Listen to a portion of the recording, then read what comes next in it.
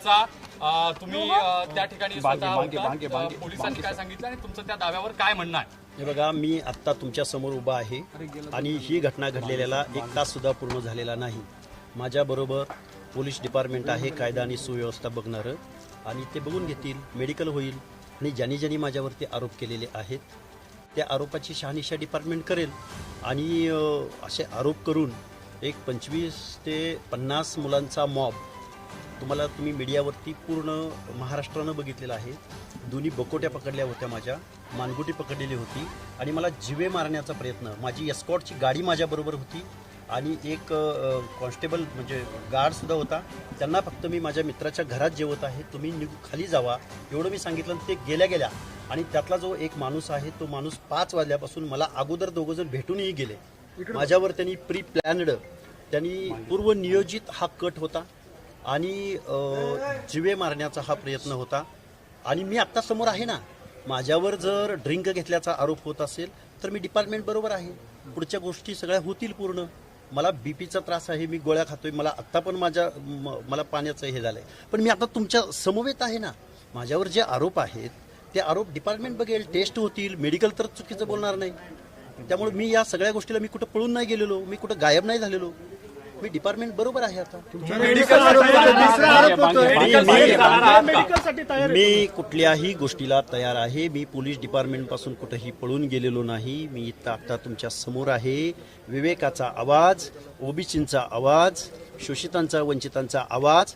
जर माझ्यावर कुणी दारू पिल्याचा आरोप करून संपू पाहत असेल तर त्या गोष्टीला मी तयार आहे. मी असा आरोप होतो तुमचा, गोठ्यामध्ये तुम्ही होता कुठं तसा काही इव्हिडन्स असेल तर द्यावा. तसं काही कुठल्या हॉटेलमध्ये पिलो, कुठल्या बारमध्ये गेलो किंवा कुठं गेलो याचा एक जर इव्हिडन्स असेल तर महाराष्ट्राच्या कॅनव्हासवरती, महाराष्ट्राच्या मीडियावरती, महाराष्ट्राच्या सार्वजनिक जीवनात हा लक्ष्मण हाके कधीच तुम्हाला दिसणार. बघा, 5 वाजता माझ्या घरापासून 500 ते 1000 मीटर अंतरावरती मी वॉकिंगला 5 वाजता गेलो होतो. त्यावेळी 2 इसम माझ्याशी बोलून गेले. त्याच इस्मानी मला पकडलं. त्याच इस्मानी परत काय बोललं तुम्हाला? त्यावेळी माझ्याशी नॉर्मल बोलले, गेवराईचं वगैरे असं बोलले. तो गेवराईचा माणूस आहे, तो माझ्याशी बोलला सुद्धा. आणि परत मी जिथून खाली निघतो त्या ठिकाणी 5 ते 6 4 व्हीलर आल्या आणि तिथून बाहेर पडत असताना मोटरसायकलवर मी होतो.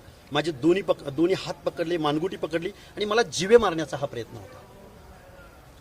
तुम्ही मद्यप्राशन केलेलं नाही, दारू घेतलेली नाही असं मी आता पोलीस डिपार्टमेंट समवेत आहे. मी तुमच्या समोर आहे. मी कुठेही पळून जात नाहीये. मी कुठेही पळून जाण्याचा प्रयत्न केलेला नाही. मी आत्ताही पळून जाणार नाहीये. आणि मी जर ड्रिंक घेतला असेल तर 1 तासापूर्वीची गोष्ट आहे. दिसेल ना, माझ्या रक्तामध्ये दिसेल. अजून कुठं काय जे काही मेडिकल आहे मी आहे ना. मी पळून गेलो. तपासणीच्या मागणी केलेली आहे. माझ्या काही तपासण्या मी स्वाधीन आहे तुमच्या. हाके साहेब ऐकून घ्या, त्यांनी एक ससूनची जी तपासणी आहे त्याचबरोबर अहो साहेब, मी आता तुमच्या समवेत आहे ना. मी पळून गेलोय का कुठं? त्यांनाही जीवे मारण्याची हातापाय माझे 2 हात पकडलेले होते, मानगुट पकडलेली होती. मीडियामध्ये आहे, लाईव्ह केलेलं आहे त्या बांधवांनी सगळ्या. ते ठिकाण कोणतं? ते ठिकाण हे ठिकाण कान्हा चौक, ते श्रीकृष्ण मंदिर आहे. श्रीकृष्ण मंदिर आहे स्टेट बँक ऑफ इंडियाच्या अपोजिट साईडला. आणि बाजूला मुकादमांची बिल्डिंग आहे, मुकादम बिल्डिंग म्हणून ओळखली जाते, त्याच्या अपोजिट टिळेकर नगर परिसरात. आता लिहितोय मी पोलीस कंप्लेंट. हाके साहेब, तुम्हाला पोलीस सुरक्षा आहे, वाईटनेस लढण्याची सुरक्षा आहे, त्यावेळेस ती सुरक्षा कुठं होती? माझ्या बरोबरच होती. जोपर्यंत माझ्याबरोबर कॅनवाय गाडी होती, जोपर्यंत माझ्याबरोबर गार्ड होता, तोपर्यंत ही माणसं माझ्याशी बोलून गेले. पण ज्यावेळी मी फक्त माझं मित्राचं छोटं घर आहे, त्या घरात मी जेवण करतोय, मी जेवण केलं. जेवण करेपर्यंत तुम्ही बाहेर थांबा किंवा खाली जावा एवढंच मी सांगितलं. आणि परत मी मोटरसायकलवर बसून घराकडे येतो. साधारण 7 ते 8च्या दरम्यान. घटनास्थळ कुठं आहे? 7 ते 8च्या दरम्यान. कान्हा चौक, कान्हा चौकाच्या दरम्यान. पोलिसांना आम्ही कळवलं ज्यावेळी एवढा मोठा मॉब आला आणि त्यांनी घोषणा सुरू केला डायरेक्ट. आणि दोन्ही हात पकडले आणि माझ्याकडून ते वदवून घेत होते की दारू पिलास की नाही सांग, दारू पिलास की नाही सांग. जर ओबीसीचा आवाज असा आरोप करून जर कोण थांबू पाहत असेल तर मी गोळ्याही खायला तयार आहे, वारही झेलायला तयार आहे आणि जीवे जायलाही तयार आहे. एक मते नावाचा व्यक्ती आहे आणि एक दुसरा त्या माणसाचं नाव माहिती नाही. एक डेक्कनचा आहे, एक वरतीच राहतो, इथंच या गोकुळनगर परिसरात राहतो. तुम्ही त्यांना ओळखू शकता. त्यांनी जरांगे पाटील बद्दल काय विचारलं होतं का? विचारलं त्यांनी, तुम्ही राजांना असं बोलला, तुम्ही अमक्यांना तसं बोलला, हे त्यांचे आरोप होते. त्या लाईव्ह व्हिडिओमध्ये सगळं आहे. तुम्ही त्या टायमाला फावडं घेऊन त्याच्या मागे पळाले असे त्यांचं म्हणणं आहे.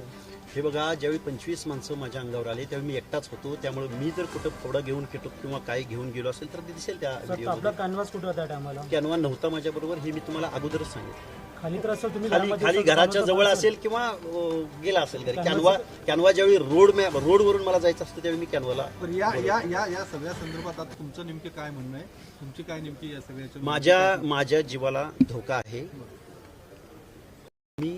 माझा जीव गेला तरी चालेल. मी ओबीसींची आणि भटक्या विमुक्तांची कायद्याची आणि संविधानाची भाषा कधीही सोडणार नाही.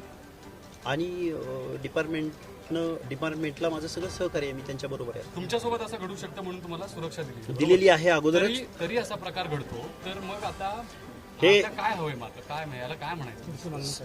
पुढची मागणी बघा, मी ओबीसीचं आंदोलन कुठल्याही परिस्थितीमध्ये सोडणार नाही.